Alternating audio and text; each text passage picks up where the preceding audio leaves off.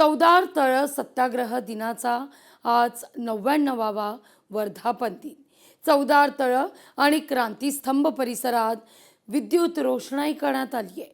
चवदार तळ परिसराच्या सुशोभीकरण कामाचा आज भूमिपूजन आहे, ज्या भूमिपूजनाला राज्याचे मुख्यमंत्री आणि उपमुख्यमंत्री उपस्थित असतील। चवदार तळ सुशोभीकरणाकरता 55 कोटी 80 लाख इतक्या रुपयांचा निधी पारित करण्यात आला आहे।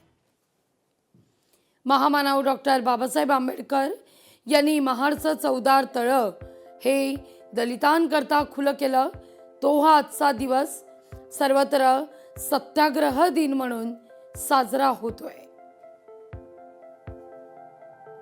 20 मार्च हा चवदार तळ्याच्या सत्याग्रहाचा वर्धापन दिन आणि 99वं वर्ष होतोय।